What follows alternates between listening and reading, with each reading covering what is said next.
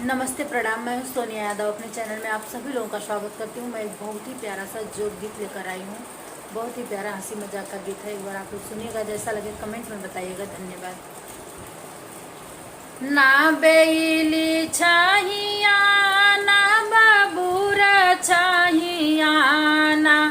बेली छाहिया ना बाबूरा छाहिया, सुबह खेले जोगावा गुलर छाहिया, सुबह खेले जोगावा गुलर छाहिया, ना साझी के बेरिया ना सबेरे बेरिया, ना साझी के बेरिया ना सबेरे बेरिया, सुबह करेली जोगावा धीरे रातिया, सुबह करेली जोगावा धीरे रातिया, ना अम्मा के गोदिया ना सासू के गोदिया,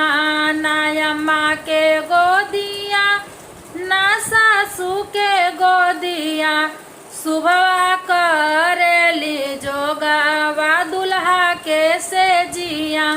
सुबह करेली जोगावा दुल्हा के से जिया,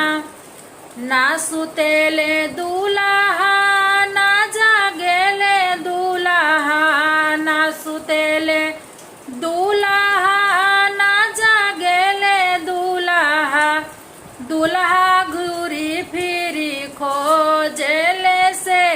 जरिया, दूल्हा घूरी घूरी खोजेले अपन दुल्हनिया, ना बेली तरवा ना बबूरा तरवा, सुबह खेली जोगावा गुलर तरवा, सुबह खेली जोगावा गुलर तरवा, ना साझी के बेरिया ना सबेरे बेरिया, ना साझी के बेरिया ना सबेरे बेरिया, सुबह करेली जोगावा धीरे रातिया, सुबह करेली जोगावा धीरे रातिया, ना भाभी के बुधिया ना गोतिन के बुधिया, ना भाभी के बुधिया ना गोतिन के बुधिया, सुबह जोगावा से हरेली दुल्हा के बुधिया,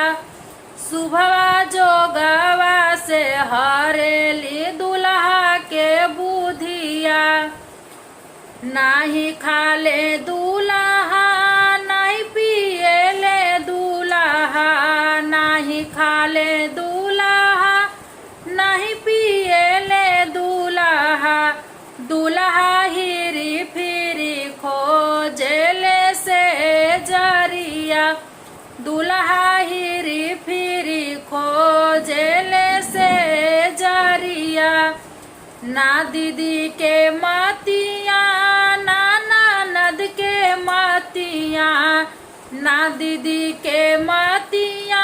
ना ननद के मातिया, सुबह जोगावा से फेरेली दुल्हा के मातिया, सुबह जोगावा से फेरेली दुल्हा के मातिया, ना हंसेले दूल्हा ना रोवेले दूल्हा, ना हंसेले दूल्हा ना रोवेले दूल्हा, दूल्हा हिरी फिरी खोजेले से जरिया, दूल्हा हिरी फिरी खोजेले से जरिया, ना बेली तरवा ना बबूरा तरवा, सुबह खेली जोगावा गुलर